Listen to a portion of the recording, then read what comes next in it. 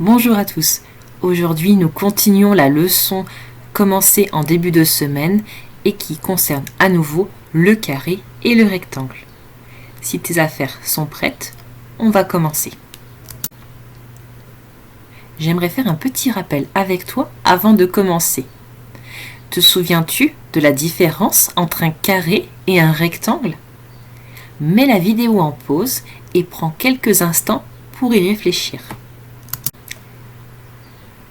Pour commencer, voyons un peu les points communs entre un carré et un rectangle. Le carré et le rectangle sont tout d'abord des polygones. Mais oui, rappelle-toi, on peut tracer l'ensemble de leurs côtés à la règle et ce sont des figures fermées. De plus, on les appelle aussi des quadrilatères puisqu'ils ont tous les deux 4 côtés et 4 sommets. Ils ont également 4 angles droits. Voyons un peu les différences qu'il y a entre un carré et un rectangle. Au niveau du carré, qui est donc un quadrilatère également, ces 4 côtés sont de même longueur. En revanche, au niveau de l'autre quadrilatère que l'on a ici, le rectangle, nous avons 2 grands côtés, représentés ici en jaune, et 2 petits côtés, représentés en bleu. Voilà la grande différence entre le carré et le rectangle. Maintenant que tu connais bien la différence entre un carré et un rectangle et que tu es capable de les reconnaître parmi d'autres figures géométriques, je te propose aujourd'hui d'apprendre à les tracer. Et nous allons commencer par apprendre à tracer un carré. Pour cela, au CE1, on commence à s'entraîner à réaliser des tracés géométriques sur ce qu'on appelle du papier quadrillé. Les tracés sur du papier libre, papier blanc, se feront plus tard, lorsque tu seras bien à l'aise avec ce premier exercice. Dans un premier temps, il va falloir tracer un premier des côtés. Ici, j'ai décidé de tracer un côté qui fait 7 carreaux. Bien évidemment, cela va dépendre de la consigne que tu as dans l'exercice. Pour tracer, souviens-toi, j'utilise absolument une règle et un crayon de papier. Ces 2 outils sont vraiment indispensables en géométrie.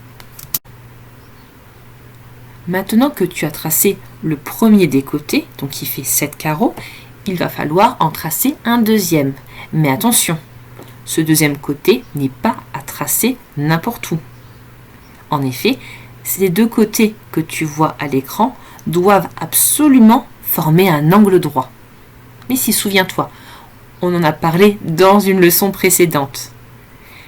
Et pour cela, le papier quadrillé est très intéressant puisqu'il est composé en fait d'une multitude de petits carrés qui sont eux-mêmes constitués de 4 angles droits. Nous allons donc utiliser les angles droits disposés dans le quadrillage pour pouvoir tracer correctement notre carré. En t'aidant du quadrillage, tu vas pouvoir donc tracer un deuxième côté. Pour terminer les 2 côtés suivants, il suffit de suivre la même logique. Tu vas utiliser le quadrillage pour tracer les angles droits et continuer les différents côtés. Attention, on est ici sur un carré. L'ensemble des côtés, les 4, doivent mesurer 7 carreaux de longueur. C'est très important. Sinon, on ne sera pas sur un carré, mais sur un rectangle ou même une autre forme géométrique. Maintenant que tu as bien compris comment on traçait un carré sur une feuille quadrillée, je te propose de t'entraîner à ton tour. Il n'y a pas de consigne particulière concernant la longueur des côtés. Tu peux t'amuser à faire plusieurs carrés différents de 1, 2, 3, 4, 6, 9 carreaux de côté. La seule chose qui est très importante, c'est de respecter la longueur de tous les côtés. Si tu fais ton premier côté à 5 carreaux, les autres côtés devront aussi mesurer 5 carreaux. Bien évidemment, n'oublie pas de t'aider des lignes du quadrillage pour bien former les angles droits.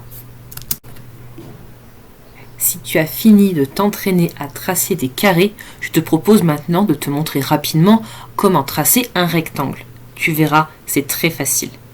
Première étape, on trace un des côtés.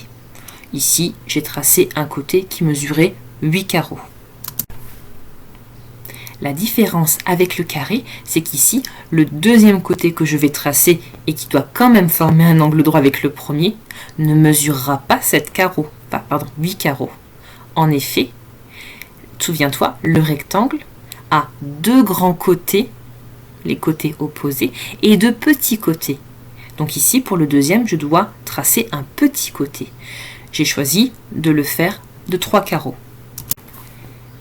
Pour terminer, il suffit donc de tracer le troisième côté qui est également un long côté qui fera 8 carreaux, puis finalement le dernier, le petit côté, qui mesurera lui 3 carreaux.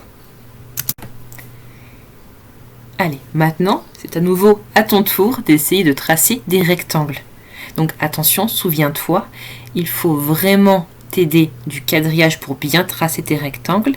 Et n'oublie pas que dans un rectangle, il y a 2 grands côtés qui mesurent la même longueur et 2 petits côtés qui eux également mesureront la même longueur. Sinon, tu risques de te retrouver avec des figures géométriques un peu biscornues. Bon travail!